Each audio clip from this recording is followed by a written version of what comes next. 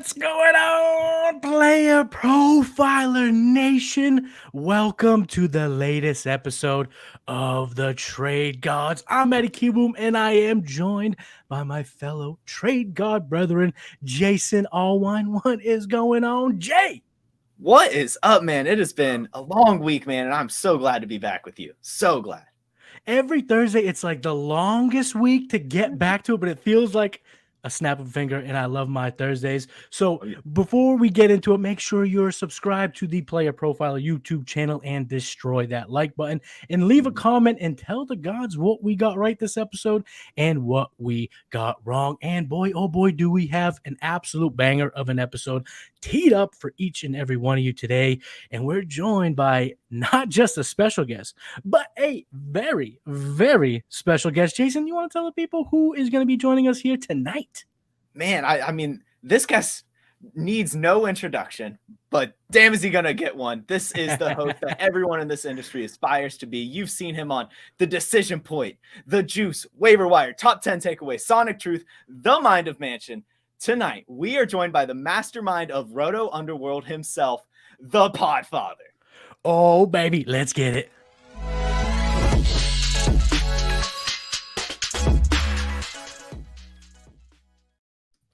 Matt, thank you so much for joining us. Part of the Trade Gods, man. How's it going? Feeling great, guys. I got some trades. I'm excited to jump in. Oh yes, and we got some great trades are happening in Dynasty right now. Oh, a lot of trades are happening.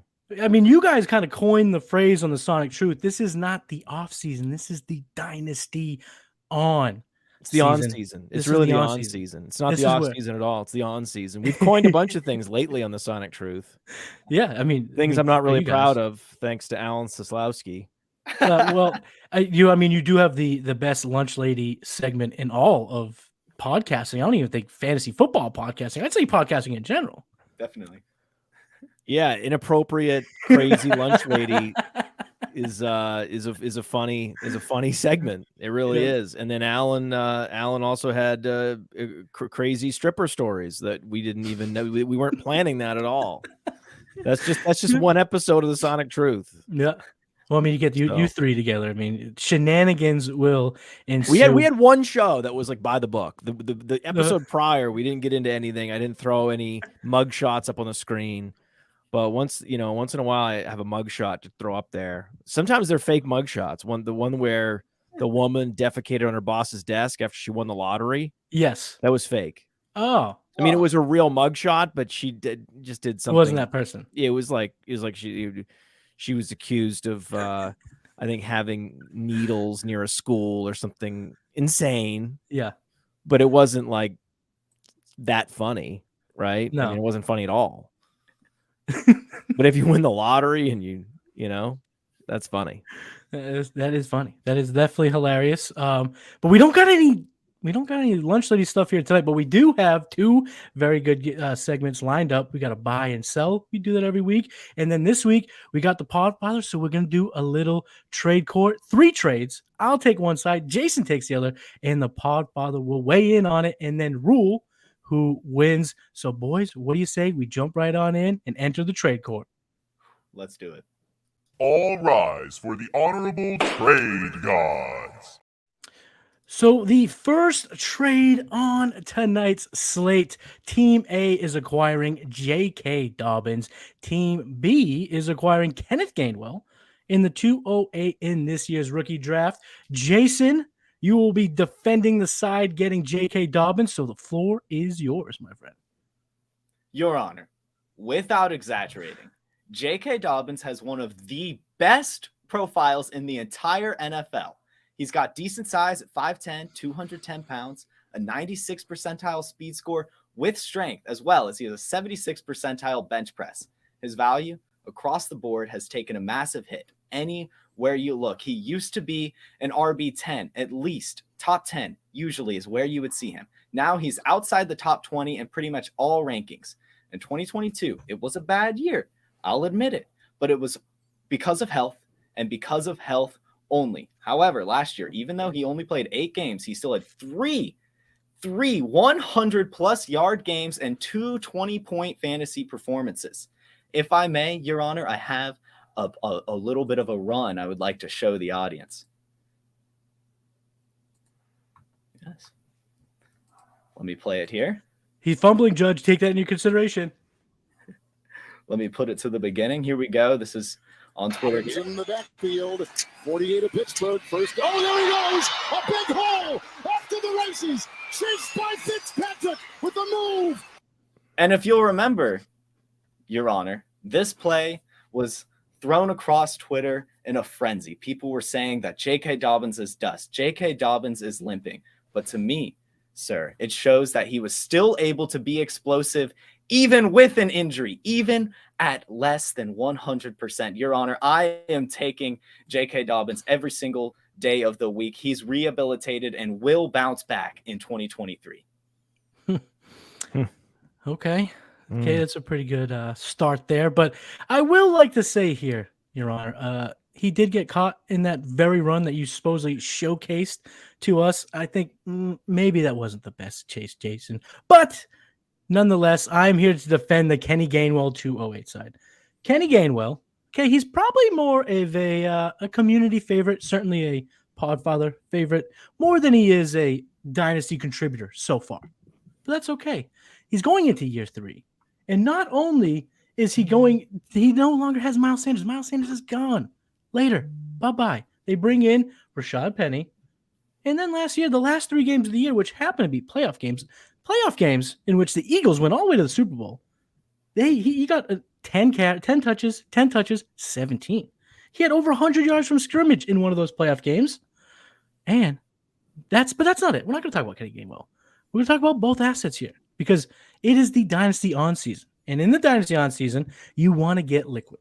You want to get some of your liquidity. You want to take an asset, turn it into 2 because you never know. J.K. Dobbins can get hurt. Kenny Gainwell can get hurt. But if Gainwell gets hurt, you have kind of hedged your bet here. You've gotten yourself a little bit of a backup plan here with the 208. And looking at some of our mocks that we have on the Player Profiler mock draft section, you can get yourself a Tajay Spears, a Tank Bigsby, Zach Evans, potentially a Devon A-Chain if he were to slip to you here at the 208. So I'm saying here that, yes, J.K. Dobbins may be the best player in this deal, but I want the 2 assets because I get 2 cracks at getting running backs to help my fantasy team because we are so far away from seeing any fantasy points scored. So give me the 2 over the 1.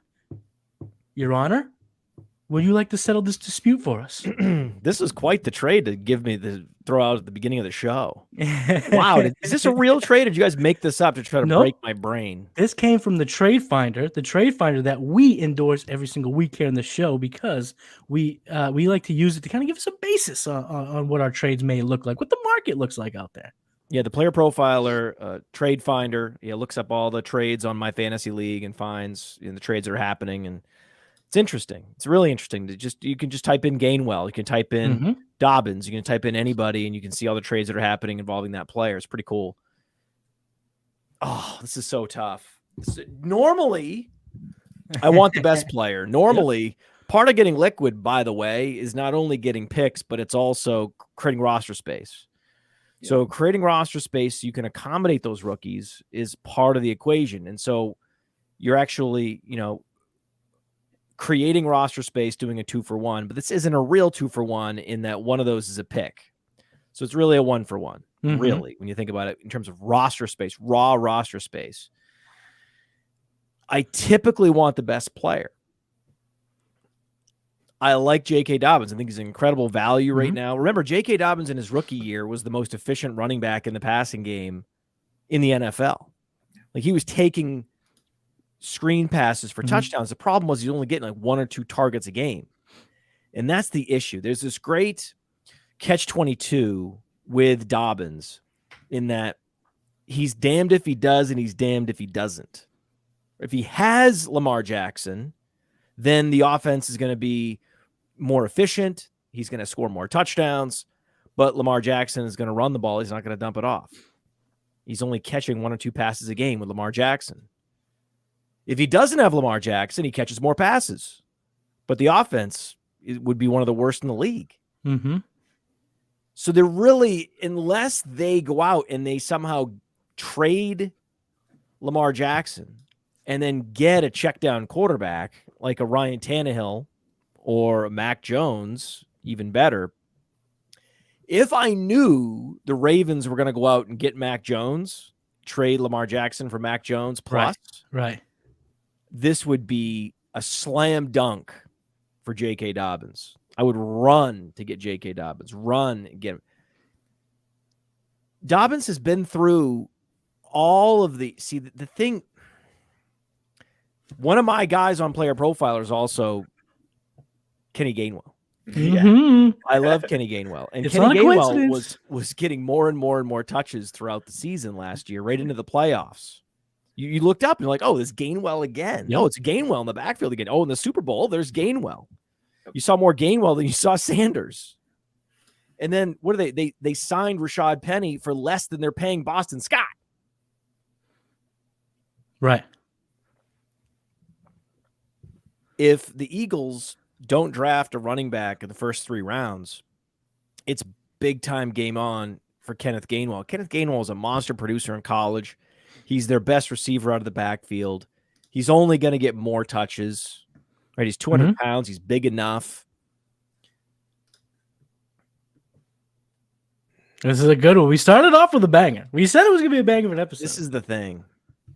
The other guy in this trade has eaten all of the sunk cost of J.K. Dobbins. Mm-hmm. The entire carrying cost of getting him to this place has been absorbed by the other guy in the trade, right? The guy that's dealing Dobbins. Yeah.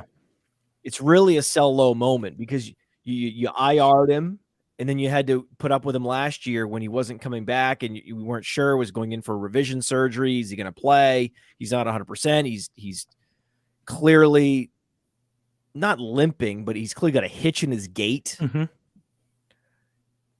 But we've seen these guys, Saquon Barkley, Todd Gurley. It can take a year, more than a year, until they're finally back all the way. And then when they're back, it's like, oh, this guy's back. Like last year, Saquon was back. Oh, yeah. J.K. Dobbins back with the upside of the possibility of having a Mac Jones or a Ryan Tannehill under center.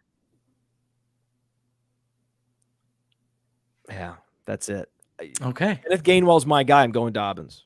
Okay. So you're taking the player over the 2. And I think what the point you bring up of rostering JK through all of the turmoil, right? You had to see him come back in week 3, only to go back on the IR after week 6. Yeah, he's done all the 7 work. Weeks. You've done all the work. The guy that you're trading with did all the work. Yeah, they incubated what we see now in JK. You are going to unleash the beast on your league, and you're not going to get any of the benefits. So that's something to think about in your dynasty gaming, that if you're going to sit there and handle all the crap, all the lows, don't go ahead and give them away before you get some of the benefits. So the Podfather is ruling on Team A getting J.K. Dobbins. Cody Coppertier's in the chat, and he agrees as well. And if you like the trade court, we got 2 more coming right on up. But first, let's hear about the Breakout Finder. Oh, hey, it's Mr. Breakout Finder coming at you. The Breakout Finder features 3 key tools: a database of metrics that include speed score, college dominator, breakout age, but also Breakout Finder only stats like dynamic score, level of competition, teammate score. All of these things are part of the overall Breakout Finder algorithm that pinpoints the probability that a player will break out. Everyone's talking about my model does this and my model does that. Well, we give you the data points that go into the model. We have a feature that lets you compare players, and then we give you the precise probability of every wide receiver, every running back, sorted and filterable by class year. So when I'm talking to my friends and I need to show them why I'm so bullish on Player X, I pull out the Breakout Finder and bam, there he is. So go to the App Store, go to Google Play. It's $5 to get the Breakout Finder, and then a couple extra bucks to get some of these additional enhanced stats. Go download it and thank me later.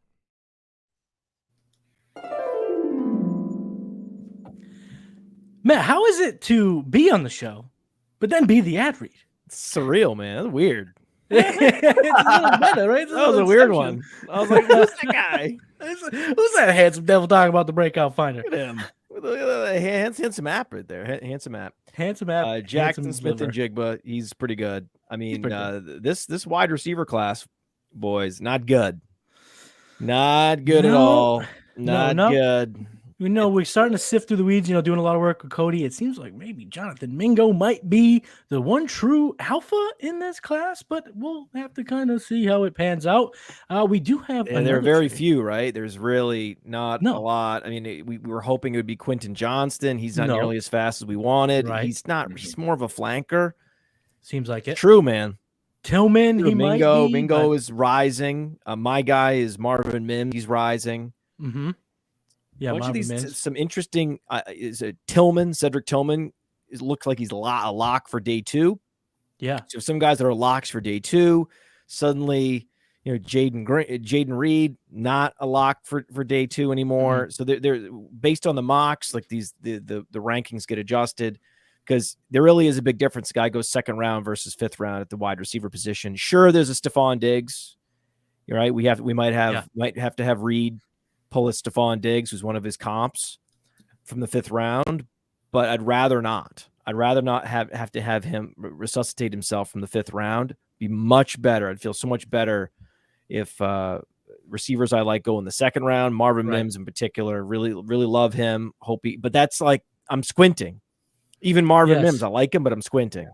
Yes, you have to paint the picture. But do you think this is actually kind of how the NFL is going with the smaller receivers? Because now I'm starting to see you see them coming more and more. They're more and more productive. I guess we'll have to see 3 years from now. Is it more of a trend, or was the 2023 class a bunch of shrimps? We'll find out. But we won't have to find out about this second trade here. Team A is acquiring the 101. This is a 1 QB 12-teamer. Whoa. And Team B is acquiring Christian Watson, the 106, and a 2024 round 1 draft selection. So I will take the side of Team A, and I will Wait, hold on. You guys got to say if it's super flex or not. No, it's 1 QB. I just said that. Yeah, I said 1 QB. You did? Yep. Okay. You should be on the screen. 1 QB. Okay. It should be on the screen if it's super flex or 1 quarterback. Tips from the Podfather. 1 quarterback. Oh my God. This is 1 quarterback. Yes. So this is not even a debate. This isn't even the 101. This is Bijan Robinson. Right. This is no one else. This is Bijan. So I will take the chance. I am taking the side of the 101, and I will present it. And I have a surprise piece of evidence. Judge, may I bring it forth to the court? Boom. Bijan Robinson. And what you all are looking at right there is a snapshot of our rookie guide. I'm not going to give it all away. You're going to have to go check it out. But look at how beautiful that rookie guide is. And Bijan Robinson, he's probably the most hyped prospect we've seen since Saquon, maybe Jonathan Taylor. He's got the size, 5'11", 215. He's athletic, 4'4", 640, 108.7 speed score, and a 124.9 burst score. All 3 of those are above the 80th percentile. Look at that playstyle comp, Cam Akers. I know it's tough to think of Cam Akers now because we've dealt with some turmoil, but think of Cam Akers back when he was drafted. He was hyped for good reason. And when you look at his top comparable players, Marshawn Lynch, Cam Akers, Ezekiel Elliott, even Ryan Matthews was a sneaky good fantasy running back for some time. So I want to get Bijan on my 1 QB dynasty team, and I guess I'm willing to pay any price to get him. The floor is yours, Jason. And I get it. Your Honor, I get it. The athleticism, the profile, everything about Bijan Robinson is fantastic. But let's look at weeks 10 through 13 last season.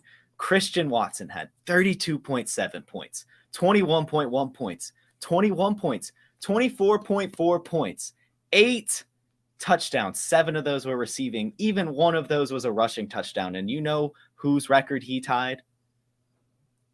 He tied Randy Moss, 8 touchdowns across 4 games as a rookie. His production did slip. I'll admit, after that, he did pick up a hip strain. He did see less snap share. But even with Jordan Love, and we know that Aaron Rodgers might be leaving Green Bay and Jordan Love might be the incumbent, he still scored one of those 21-point games with Jordan Love. Christian Watson is amazing, and my client really wanted and needed him on his team. I need you to view Christian Watson as the next Randy Moss when you're breaking down this trade. And in that erroneous. Judge, objection, objection, hearsay, erroneous. Your Honor, please. Strike that from the record. Everyone in the chat, strike that from your memory. Wait, who did Jason have on the? Did Jason have the J.K. Dobbins side on the last one? He did. Yeah, he did. Oh man! And guess what? He did pick all these. He cherry picked these, I think. Oh my God! Hey! I asked which ones you had a preference for. Prosecution. I'll defend any side, baby. And just know, when you're seeing Randy Moss plus the 106 plus a first-round pick next year, that is a recipe for success, and my client will be contending for the next 2, maybe even 3 years. I'm taking the Christian Watson and pick side. Oh man, it's close. In both of these trades, by the way, in our trade analyzer, close. Right? They're fair trades. Well, we will reveal that in a minute. But one is this particular deal. If you're in a startup, right? If you were in a startup, you would actually take this deal if you were Team B. The problem is the rookie picks when you're post startup, the allure of the new asset and the best of the new assets that are about to be dropped on the teams, on the 12 teams, it's so enticing. When you're in a startup, when there's a bunch of running backs that are available, and there's at least a couple that are in Bijan's class, right, in his tier, it doesn't feel as special. And you can do a deal like this because you want 2024 firsts. Right.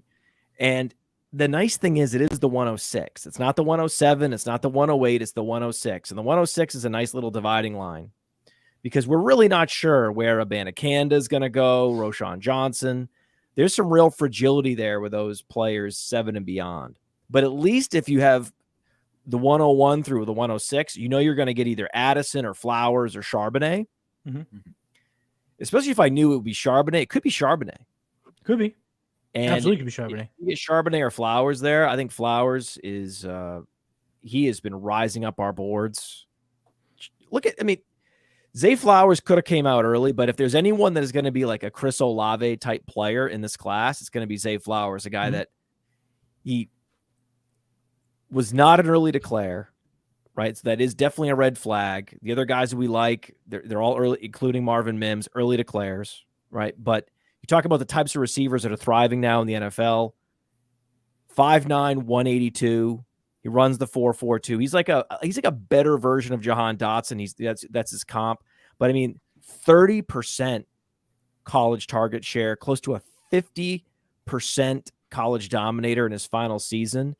And then he passed the Shrine Bowl test. Everyone at the Shrine Bowl was like, this guy is incredible, right? So those that got eyes on him were blown away by his ability. And last year, 130 targets that he commanded with another 30% target share, as I mentioned, and 12 TDs. That's what you're getting, right? You're getting one of the better wide receiver prospects in this class. It's an argument. If I were on the clock, I'd have a hard time picking Addison over Flowers. I really would. We're right down the middle with them. Addison is younger, right? Addison had the earlier breakout. Yep. Addison is the early declare, and those things certainly help him. But Flowers has everything else, right? And there's always going to be a senior or two that does, break out all over the place, like Olave last year. Flowers is that guy this year. There's really not a doubt. And so I'm really happy to do the deal, to get a first rounder next year, to get a Flowers or a Charbonnet this year, but then also Christian Watson. I think you've got to do this. Assuming that you have some need at wide receiver. I'm assuming there's some need at wide receiver, because it's probably going to be either Addison or Flowers, and then you're talking about Christian Watson. I don't do this deal if I'm good at wide receiver. It's not the needle enough for me. But if you are weak at wide receiver, I think this is a trade to do. It's weird. Like, again, if it were presented to me, I might not do it.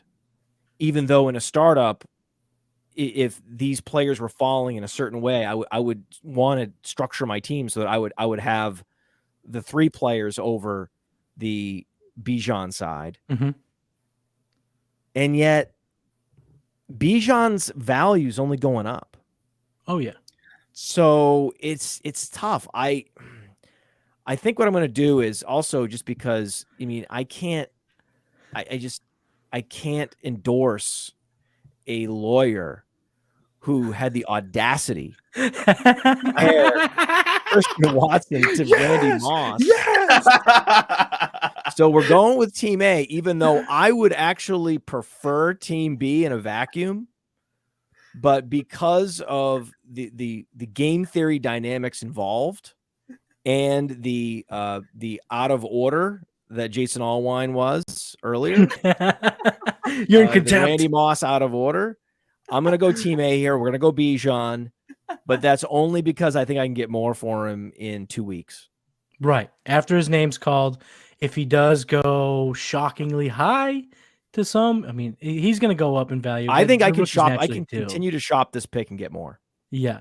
Yep. Now let me just ask you this, Matt. Is there a line in which you're just saying piss off in terms of that round 1 in this year's pick? If it's at the 108, are you just like, no, thank you, it 107, or are you willing to take a 108, 109 to get this deal done if that's your preference?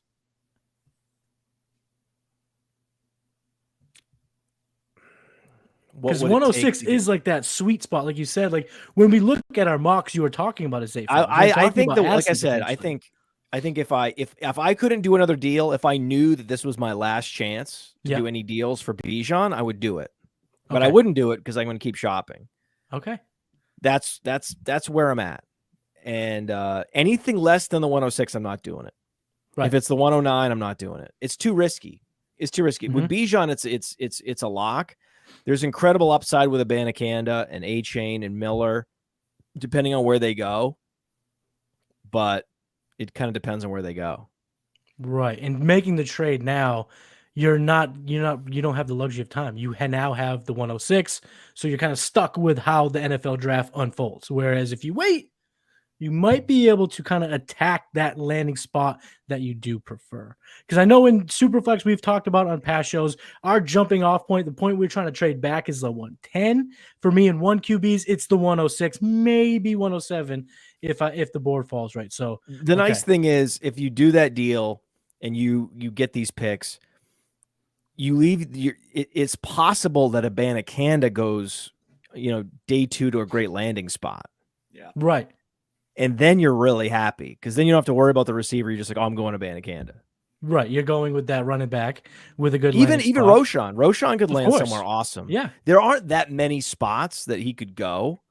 But if either of those guys ends up in like Atlanta or some of these places or Miami, there's just certain places where these running backs can land. Like the Chargers dump Eckler and then if the Chargers were to dump Eckler and then draft Roshan, I mean, think about that. It would be crazy. We'll have a dance party here. Oh, we're going to love that. There's a bunch of reasons why Team B, things could work out really well with that 106. Yeah. So you have some asymmetrical upside there with the 106 and in the 2024 first. You said your piece. I took that win. Hey, it is what it is. I'm still going Team A. There it is. And Jason, you will never live it down that you fumbled the bag. Yeah, Randy Moss, erroneous on all accounts. That will forever live in trade gods lore. When Jason was on the 1 yard line and fumbled the football, and I took it all the way to the biscuit. Love it. Love it. So now we go to the third and final trade here tonight. Team A acquired Rashaad Penny, Damien Harris, and the 1 14 in this year's rookie draft and sent away Derrick Henry and a 2024 third-round pick. For a little bit of context here, this is a 14-team PPR Superflex tight end premium league. So that does help the 114 bolster a little value. And it's just not because I'm defending the side of Team A. No. That's not why I'm saying all this stuff. It's just the facts are the facts. So in this trade, you're giving away the best player. Derrick Henry, by far, the king. The guy who's beating Father Time as of right now. Still a very, very good running back. But again, in the spirit of multiplying some assets, you're getting 3 of them. And I would argue each and every one of them have a launching pad within the next couple of weeks. If the Eagles come away with no running back in the first couple of days of their draft, Rashaad Penny's value will see an uptick. If the Buffalo Bills do not select a running back with significant draft capital, which I do not expect that they would, given that they took the 3rd running back off the board in 2022 in James Cook. And the 114, we know the trajectories of picks in this time of year. And if you look at our mocks, you look at it on PlayerProfiler.com, go ahead and check out some of the mock draft research we're doing. And I've done quite a bit. I've been helping Cody out, so I've seen a lot of these mock drafts, the NFL mock drafts, so I kind of see where landing spots could be. I'm looking at a decent little prospect here. Kendre Miller, potentially. A Jalen Hyatt, who could fall. A Kayshon Boutte, if things work out. Tajay Spears, or my pick of tight end. Like I said, tight end premium. So that is why. Are you looking at the latest dynasty rankings? I am looking right now at the mock drafts, not the rankings, just the mock drafts. Oh yeah, well you don't want Booty. Well, he has collapsed because he's now projected to go day 3. Yes, Booty was always very fragile in his value because too much off-field stuff. Combine wasn't great, but when you do a lot of shows with Cody, you can get in your head and get you to believe in some things. But even Cody's off him finally. Took him long enough. That's good. So let's just scratch. Your Honor, I'd like to scratch the Kayshon Boutte reference from the record. That was no need, neither here nor there. But Kendre Miller, can I introduce a little bit of that? Can I? A little Kendre Miller? So that's why trading away Derrick Henry now, where he is guaranteed to score 0 fantasy points for the next few months, and get yourself not 1, not 2, Your Honor, but 3 trace assets, all of which could go up in value that you can play as you will as you head into the fantasy season. So I rest my case. The floor is yours, Jason. Your Honor, in the interest of saving the jury's time, and saving your time, and saving opposing counsel's time, give me the superstar in the King Derrick Henry. I rest my case. Short and sweet. See, I am not capable of short and sweet. His mouth wasn't lining up with his words there. I think he's buffering. Oh no. Did you notice that? I did. I thought so, but I thought I was going weird. crazy a little bit. I thought I might have been going a little nuts. That was a weird one. I was like, okay. Really, that's all Jason had to say. I mean, again, this is what's. Can I just explain? This is what's great about Dynasty. Mm-hmm. Yes. This is why we love Dynasty, because this trade would be silly season in a seasonal league. Oh, yeah. Right? This wouldn't make any sense because you can just go to the waiver wire and you can restock and you can get another Damien Harris and another Rashaad Penny for next week, right? Because there's always a Jalen Warren available. And so you would never do a trade, anything like this. This only works in Dynasty where the waiver wire is barren, where these are deep leagues, 14 teams. The idea that you can just go get a running back that's going to give you production any given week on the waiver wire doesn't exist in Dynasty. That is the underrated difference in Dynasty versus seasonal leagues. It's not the fact that we have these guys for their careers. It's that the leagues are so deep that you can't just troll the waiver wire to solve all your problems and just constantly churn 2-for-1 deals all day in people's face. Right. That's the bane of the seasonal league, right? Where it's so obvious. You always want the best player in the deal. In Dynasty, there's some more nuance there. It's like, well, actually, these assets are valuable. They have real value because you can't just go find the starting running back on the Bills, the starting running back on the Eagles. High-powered offenses. It's crazy. One of them will probably survive in a reasonable way to probably be the touch leader early on, especially Damien Harris. Right. So it's not that crazy of a deal, Matty. It's really not. And in a 2-quarterback league, at least that 114 can get you somewhere close to a quarterback. Not the big 4, but it could put you in the conversation to like get to the 106, the 107, maybe to trade up for a Will Levis at least. Get somebody. Absolutely. Or potentially a Hendon Hooker. He might find that round 1 draft capital. Maybe he's there at the 114. Maybe. If he goes in the first round, he's not going to be there. So this isn't that crazy. The point is, it isn't that crazy. I bet in real life, you wouldn't be able to trade up to get a quarterback with Derrick Henry. I bet you had to do this deal because you're weak at quarterback, right?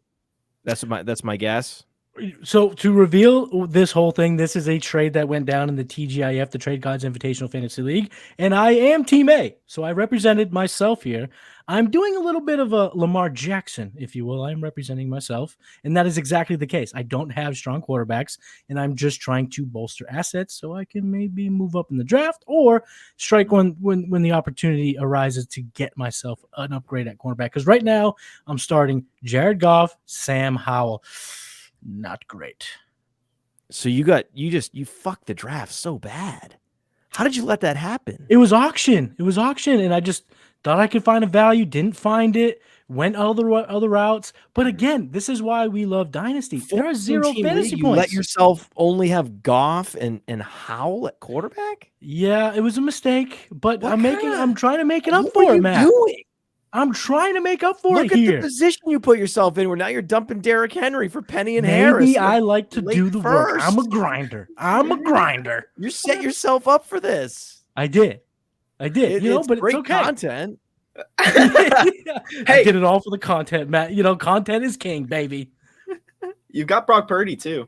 I did get Brock Purdy. Oh, I do have wow. Baker Mayfield, and I do have Bailey Zappi. So I have a bunch of scrubs. So I have a bunch of, but trying to give myself a plethora of assets, and then I have a couple of bullets and try to fire away and get myself a quarterback.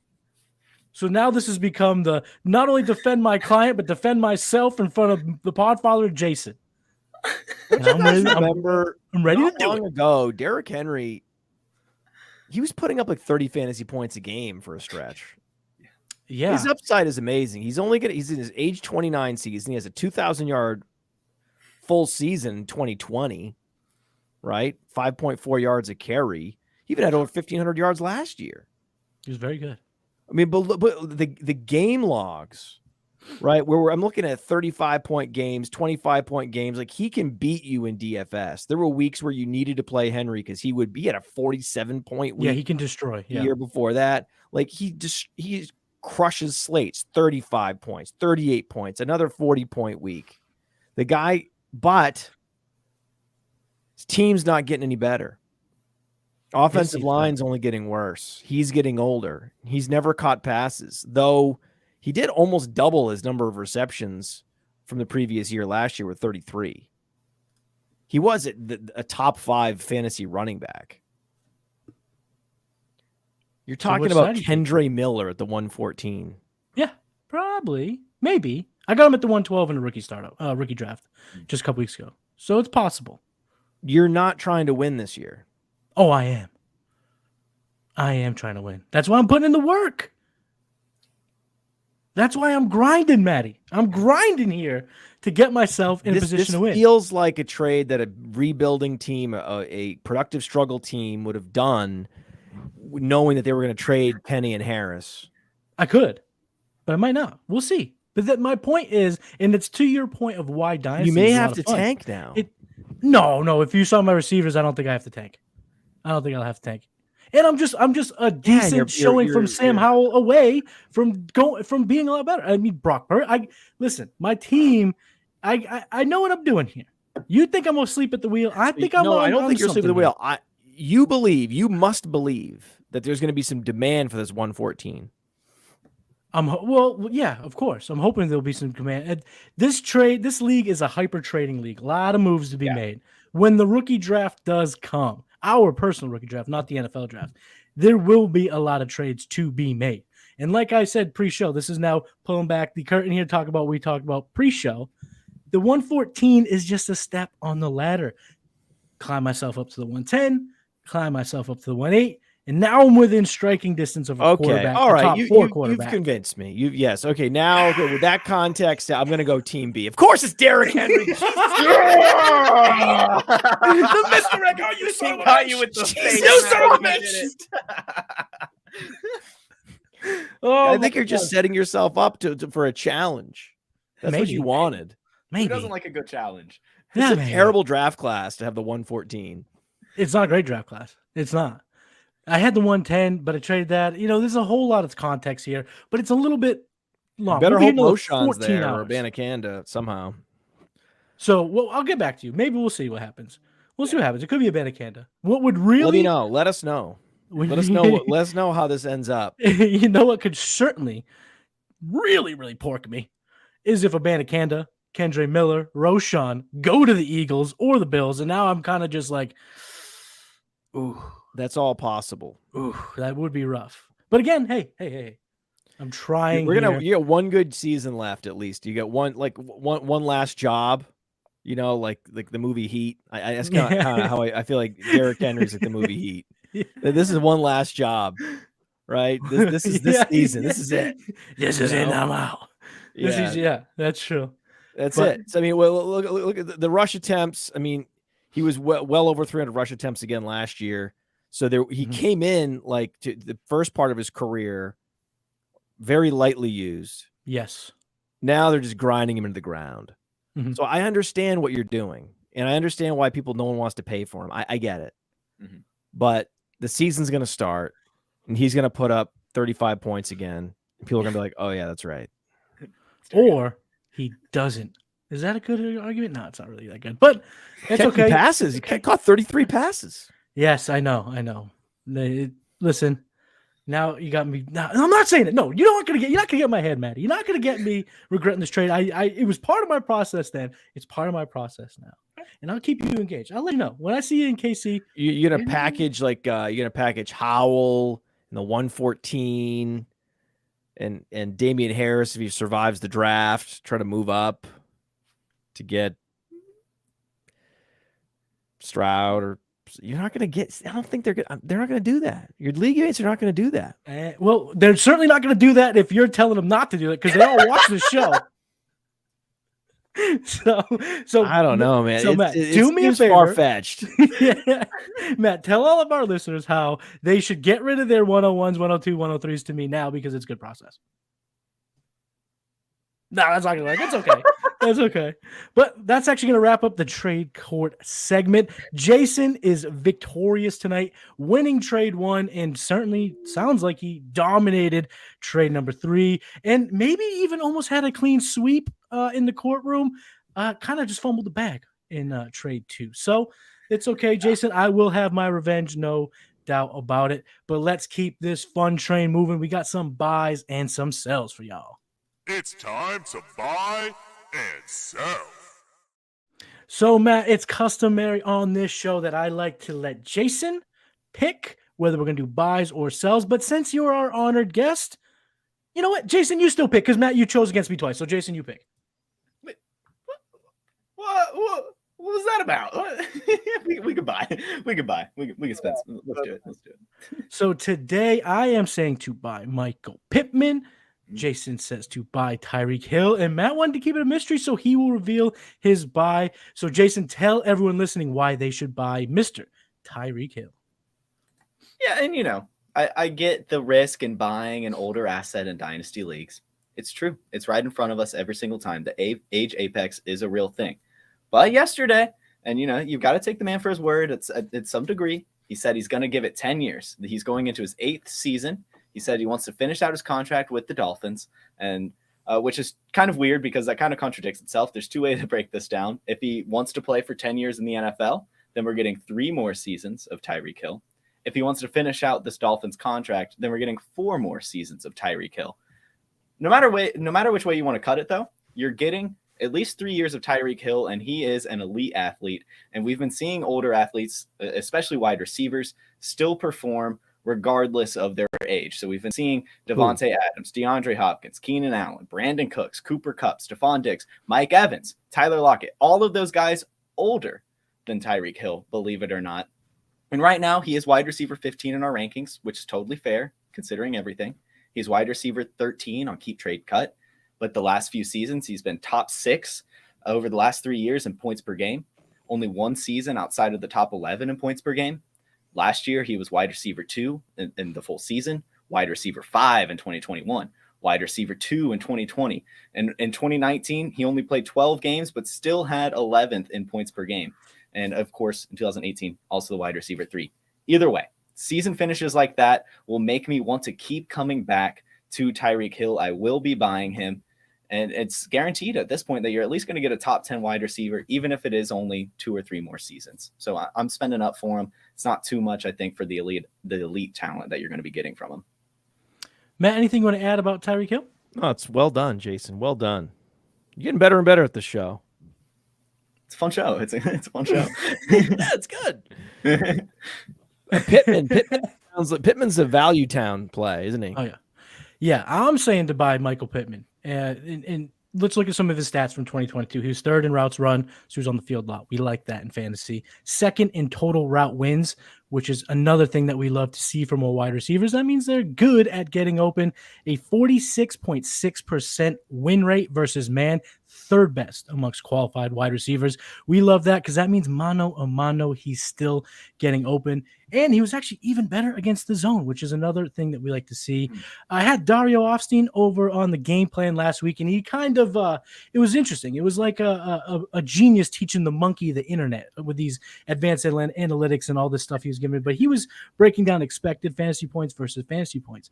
And he said, you know, you want the guys who might have better expected fantasy points because there might be some positive regression in their profile. Michael Pittman had better expected points, fantasy points per game last year than fantasy points, mainly due to his only 4 touchdowns. Now, over the last 2 seasons, he had 14 points a game. That was 22nd. And he had Carson Wentz as his quarterback. This past year, 13.5 fantasy points a game with Matt Ryan, Sam Ellinger, Nick Foles, the Podfather, Jason Allwine at quarterback. So that means he can perform with some real shitbag quarterbacks. Hey. Pardon my French. Yeah, I know you're a Matt Ryan guy. I like you're that. A Matt Ryan It's an guy. upgrade. I like it.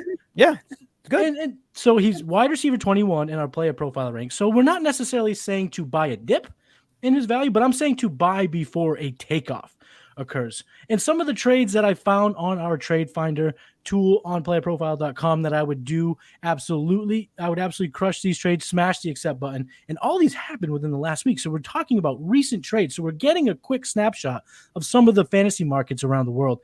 I could get Pittman for Claypool, Nico Collins in the 112, cha-ching, doing that. If I could get Pittman for the 107, cha-ching, I'm doing that. If I could get Matt Pittman, too many Matts in the show, it's in my brain. Michael Pittman for Karen Rodgers and Kadarius Toney. Again, I'm absolutely smashing that. So Karen Rodgers. I can't take credit for that. Someone else said it, but it's stuck. Once I heard it, it's just in my brain forever. Karen Rodgers. You know, I got Michael Pittman for the 207. Wow. Well, why couldn't I present a trade like that? I would have slam dunked that son of a bitch tonight. I don't know. It was a smash. But yeah, but I think that just speaks to the point that the market around Michael Pittman is either plateaued and we're looking at a takeoff, or it's dipped and you can buy. So I'm saying buy. His advanced metrics are great. They are. Talked about, like his win rate every year has been top 10 just in route wins, where we look at every single route that he runs with the all 22 tape. And this is the perfect type of receiver you're trying to acquire in Dynasty. Yes. A guy that's proven himself for a couple of years. He's heading into his 2nd contract. His value's depressed because of external reasons, right? External forces pushing him down, suppressing his value. These are all the reasons why to buy, right? So as soon as a guy has no quarterbacks left and the team is tanking and he's still super efficient, is the reason why I've been buying DJ Moore all along. Same reason you go back and just keep buying Michael Pittman. These are the type, it was, Chris Godwin doesn't have a quarterback anymore. Going right back to a guy like Godwin. Don't care, right? Yeah. I want wide receivers that have shown me either like top 10 in a bunch of key metrics or top 10 fantasy performances, and they're still in their prime. They're in their window. They're either just past the age apex or coming up on it. Those wide receivers are typically the best value for dynasty because you still have that 3-year window where they can crush age 27, 28, 29, or in Pittman's case, we're talking about age 25, 26, 27, 28, 29. Right. He's still in that perfect window for performance. You don't think in 5 years he's going to find a quarterback? Well, that's the thing too. That's why I think it's very crucial to get a guy like Pittman. You think someone's going to come along and supplant him? He's a true no. And if they get a Will Levis at the 104, Will Levis's best player comparable is Jay Cutler. Who did Jay Cutler thrive with? Brandon Marshall. Who is Brandon Marshall? Similar speed, similar skill set, similar size. Michael Pittman. Laser rocket arm Will Levis, throwing it to Michael Pittman, who can go get it. Oh, I love it. Oh, I love it. I love it. Oh, that's what I'm saying. Buy now. And if you could get it for the 207, hit pause, go make the trade, come back, finish the episode because we still got some good stuff for you. Matty, who are you telling everyone to buy right now? Dionte Johnson. Oh, Dionte Johnson's in that window too. So if you guys want another guy that's exactly like Michael Pittman, but a different archetype of player, but checks those same boxes, age 26, just got his second contract, underappreciated, coming off 0 touchdowns. And he's very easy to acquire because he's down in that Christian Kirk, Terry McLaurin zone for a lot of people. But I mean, this was guy that's number 2 in targets among wide receivers in the NFL 2 years ago. The offense is only going to get better. Developing rapport with Kenny Pickett. He had a lost season last year, suffered with a bunch of injuries, like hip injury, shoulder injury. He's a screaming buy. Basically, if you're any kind of win now mode team, this is the guy to get. If you're trying to rebuild and you want to take a chance, I understand Pickens. So that's why they're actually adjacent in the rankings. It's kind of like choose your own adventure with these Steelers wide receivers. For me, it's got to be Johnson. Okay. Do you think Pickett can support 2 pass catchers or maybe even 3? They got Frymuth, they got Kenny, they got the goon, George Pickens. Okay. Yeah. I think he's pretty good. Okay. Well, that's good. Yeah. If you believe in Pickens, you've got to get Johnson.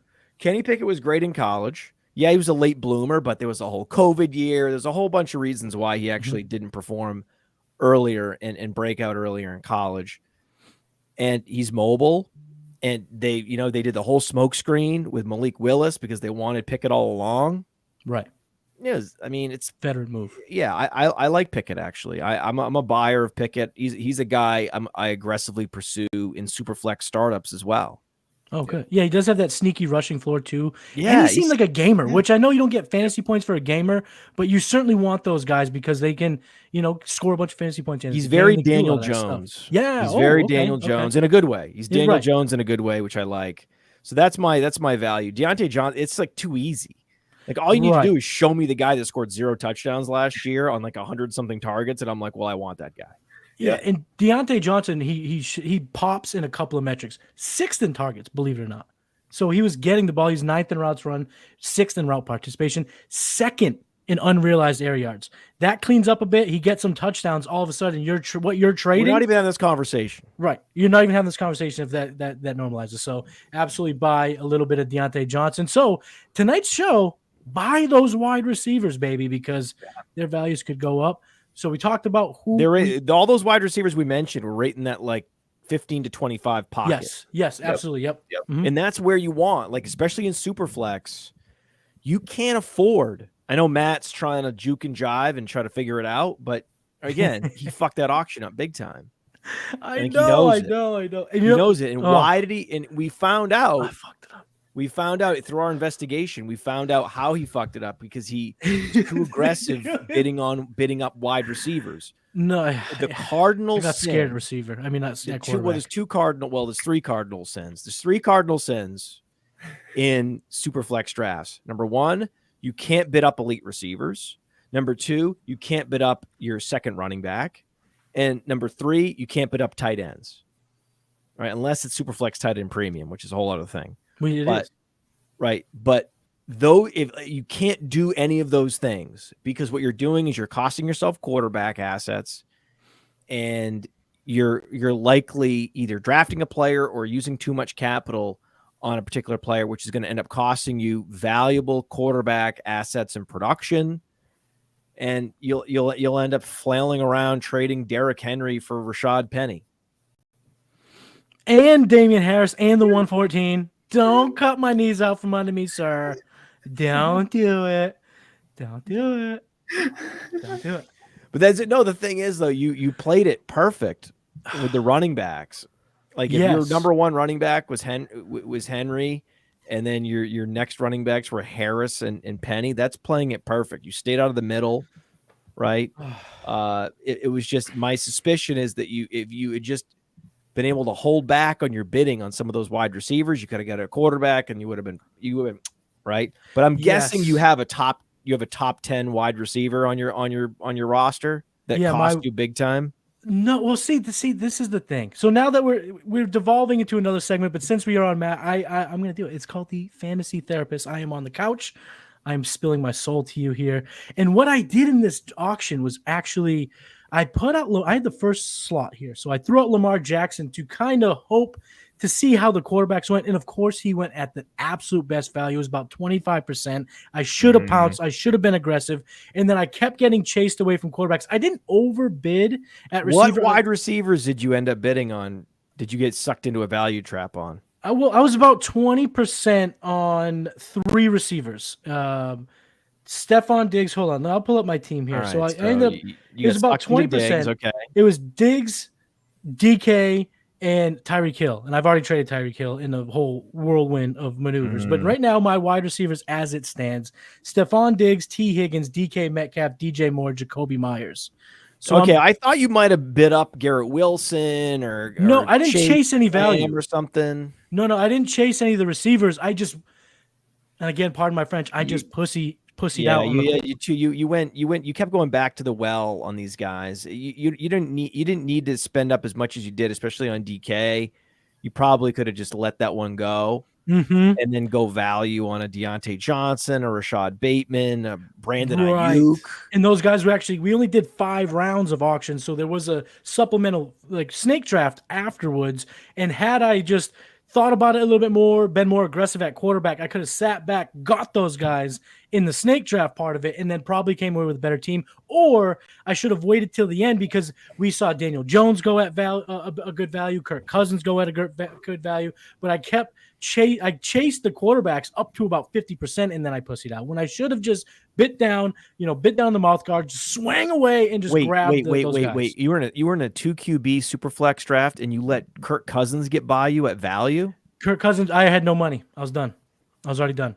So I should have waited till the end. This was just a comedy of errors.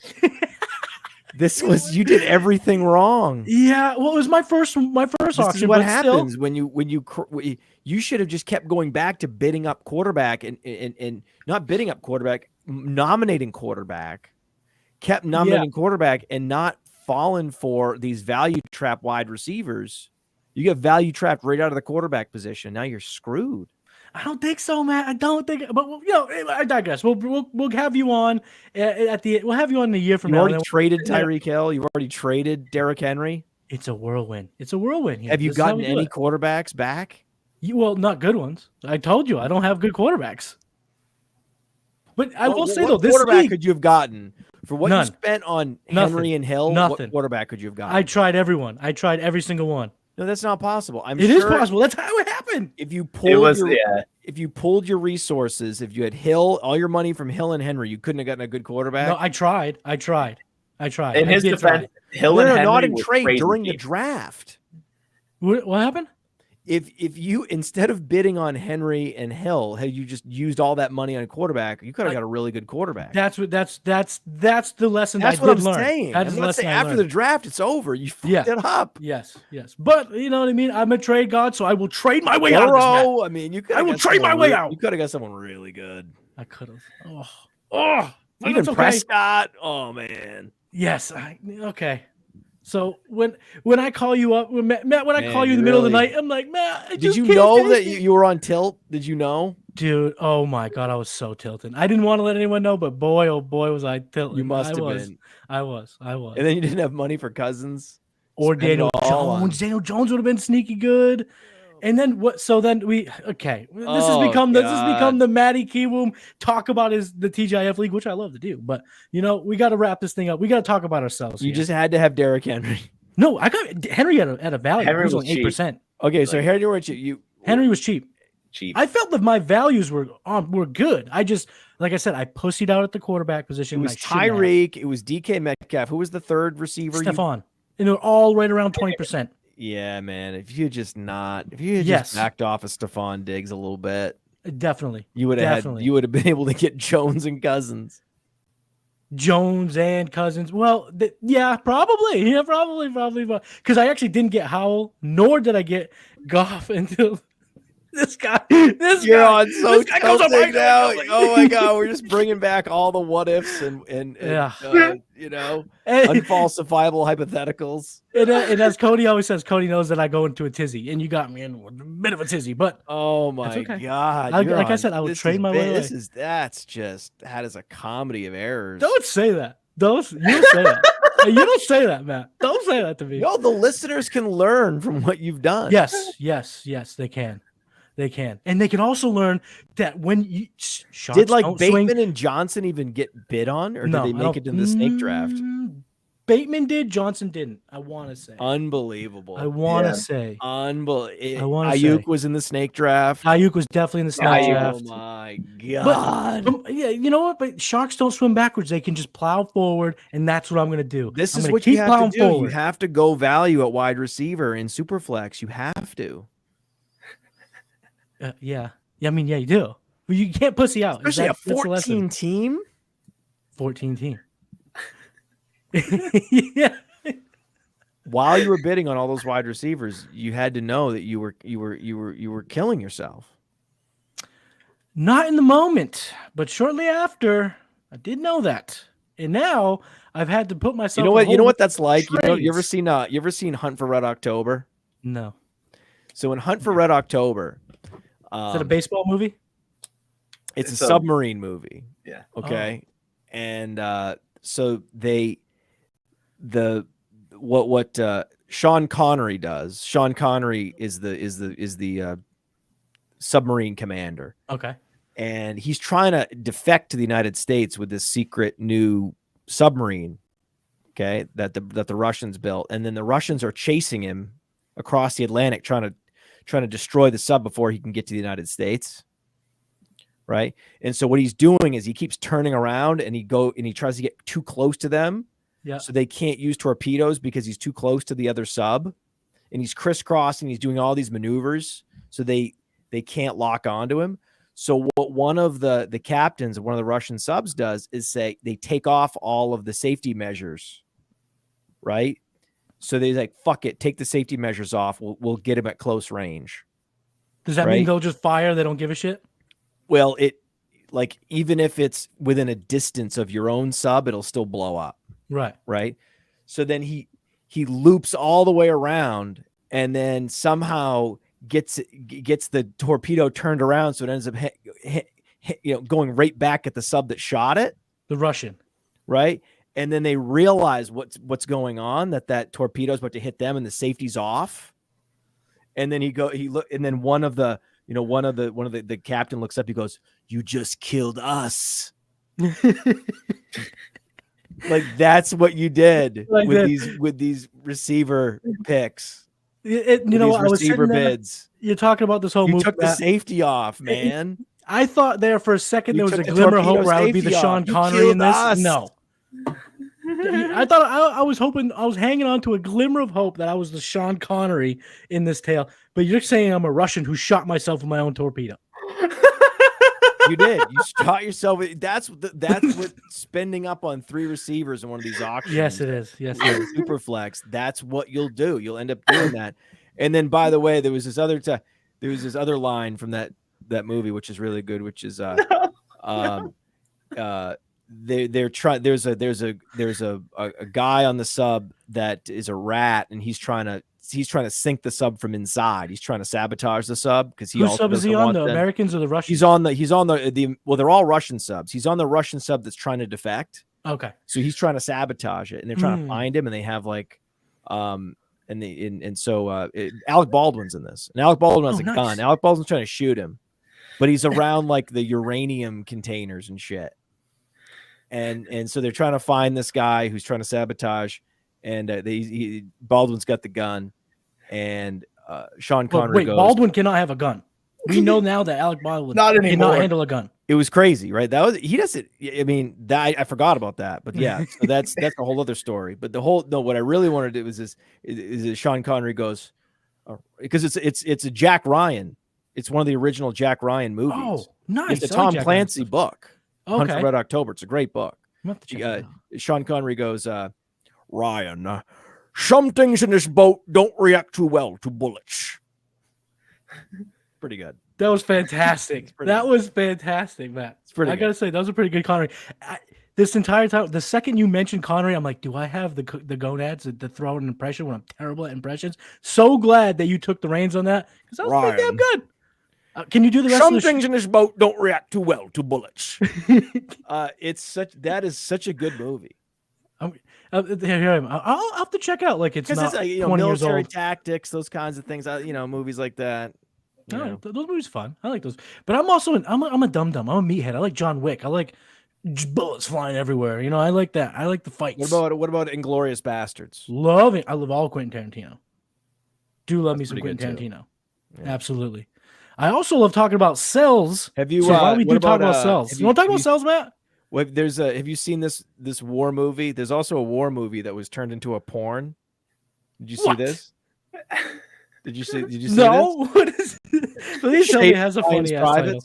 Saving Private Ryan. Saving Ryan's Private. Shaving. Smart. Hey, that's good. That's good. Did you not hear it? Did I say it? Should I say it again? Shaving Ryan's Privates. Interesting. How do you know this? It was just. I'm just saying we're talking about war movies. That doesn't sound like a war movie. Well, that version of it wasn't necessarily. Well, Saving Private Ryan's fantastic. It was about something else. It's about shaving Ryan's Private. It was about shaving. You know what? They should at least got a Manscaped ad in that movie. That would have been fantastic. Oh, yeah. That's what I'm thinking. That's where my head goes, but it doesn't matter. I mean, who knows? We've learned a few things today. We learned that Matt has a great Sean Connery, and he also watches war movie remakes of porns. We learned a lot about you today. I heard of that. I didn't watch that. Oh. For the record, let the record state. It's one of the better movie titles of all time. It's hilarious. I mean, it is hilarious. Yeah. And I will be texting that to my buddies because they love those type of like jokes like that. So thank you for that. So Matt, you've brought it all. Thank you for that. Yeah, thank you for that. Okay. Also, what does this rank this conversation in terms of lunch ladies and defecating on your boss's desk? This is great. This is up there. I was so glad we were able to talk about something inappropriate. Yeah, you gotta get it in there. Hey, when we start late at night, the craziness is gonna ensue. That's right. So Trade Gods After Dark. Oh, we have more trades. We have one more. We have a sell. You do a buy and a sell. God, we're gonna make these quick. We're going to make these quick. I got Javonte Williams. I'm saying to sell, and here's why. Running back 14 on Keep Trade Cut, but he's running back 20 in our rankings. So that kind of raises a little bit of a value gap, and I think you could take advantage of that according to the market. He did tear his ACL, LCL, and posterolateral corner. All of a sudden now, maybe I should watch a little Grey's Anatomy, so I made sure I say that right, but posterolateral corner, according to Ian Rappaport. That's a similar injury to J.K. Dobbins, and we saw the frustration that J.K. provided in 2022. Played in weeks 3 through 6, probably came back a little too early, was running back 45 or worse 3 of those 4 weeks, missed weeks 7 through 13. So we don't exactly know how the progression will go for Javonte Williams, and I don't think you can consider him a reliable asset going into 23. And because there's a new regime change, I don't think you can guarantee that he's the long-term answer at running back. And some trade finder trades that I would absolutely do. If you could give away Javonte for George Pickens, we talked about him a few minutes ago, I'm doing that. If I could give away Javonte to get Javonte in the 401, which is on the trade finder for DeAndre Swift, I'd rather have Swift in that trade. And then someone just 5 days ago traded Javonte Williams and got DJ Moore. And when I saw that, I said to myself, boy, oh boy, do I want to do that, because I do love some DJ Moore. That's why I'm selling Javonte Williams. Matt, anything you want to add about Javonte before Jason talks about selling the 101? We'll have to see. We'll have to see. Early, I think the market should be frozen on a guy like that. I really don't have an opinion at all. Okay, that's fair. Right? Yeah, there's so many. I want to see some reports about how he's doing. Mm-hmm. I just don't think he's going to play for the first half of the season. He's not going to be the same. This is another J.K. Dobbins situation. Right. Value's only going to go down until it goes back up again. So, you're carrying him for a full season. Yeah, sure, you have an IR spot, but that's value that you could be, acquiring and then flipping. Right. Like someone like you would never want a Javonte Williams. If you're a big trader, you would not want Javonte Williams. You'd want that's the anti-liquidity. Mm-hmm. Mm-hmm. And also, too, we talked about at the beginning of the show, don't be the guy who rosters Javonte through all the lulls in 2023, only to then flip him when he actually comes back. So do not do with the trade. You're going to end up doing JK. that. Don't do that. Yeah. So, Jason, right, why Jason. should we trade the 101? Yeah, I mean, we talked about it a little bit at the beginning of the show, and perhaps you can get some more value closer to the draft, but this is at least the time to start shopping the 101. It's important in trading, especially in markets just in general, to capitalize on hype. And right now, the 101 is the hottest commodity in fantasy football. Everyone wants Bijan Robinson, and in some Superflex leagues, someone wants Anthony Richardson. Doesn't matter. Either way, you start shopping this pick, and you're going to get a really, really, really nice return. Some trades found on our trade finder that I like: Breece Hall and Donovan Peoples-Jones, Kyle Pitts in the 106 and a Superflex tight end premium, Jerry Jeudy in the 103 in Superflex, Saquon Barkley and a 24 first and a 25 first. I think all four of those are great trades. Oh my God, I love that last one. Mm-hmm. Yeah, like all of those are fantastic. Oh my God, Like that last one is insane. That's so good. And so it doesn't listen, I gotta go. You guys are great. You're great. I really appreciate the circling back to the 101 just to make sure that people are reminded that you just need to put that thing on the block. Mm-hmm. Yeah. Please, for the love of God, put that thing on the block. See what you can get. Don't just ride it out and pick Bijan. That's actually really dumb. Just ride it out and pick Bijan and not even see what you can get. Mm-hmm. Here's a guy that I think I can't get my head around and to understand how he could ever beat you. Because that's another question I ask. Can this guy beat me? How the hell is Marquise Brown going to retain any value? What is the case for Marquise Brown? I mean, I know he's not that valuable. It's not like you can get that much for him, but Right. He's still like even on Player Profiler's rankings, he's top 40, right? He's still, he seems to be one of those receivers that we like, right? He's just past the age apex. He's into his second contract, but he was already dumped by a team. It wasn't like he played out his contract. He was traded, right? He's now on a team where they're going to have the worst quarterback play in the league. They're probably trading out of the three for the first half of the season. Rondale Moore has a similar skill set, just isn't the quality downfield threat that Marquise Brown is. He's a little more close to the line of scrimmage, but he's just one of a couple small guys, right? Dortch there too. Dortch, yep. It's hard to see him exceeding 13 fantasy points a game, which is what he had last year. And I'm looking at his ADP. His ADP is like 2 rounds higher than Mike Williams. He's going earlier than Amari Cooper. He's going earlier than Calvin Ridley. He's going earlier than all these veterans that in a lot of cases, I think that you're going to get more out of a guy like Amari Cooper and Mike Williams, especially Amari Cooper on the Browns. Definitely Amari Cooper. Yep. I mean, you're going to get more out of them probably in their career than even Marquise Brown, though he is younger. What is Marquise Brown? He's not that good anyway. Right. He was only good in the context of this Cardinals offense and the system. Now it's over. It's over. I think you just get what you can. You can go young with a Dotson, with an Ayuk. I'd love that. Right? Someone like that, or a running back. I mean, a draft pick, anything. I mean, second round pick. I mean, this is what I'm talking about. Especially in Superflex, if you can get an early second for him, that's a guy that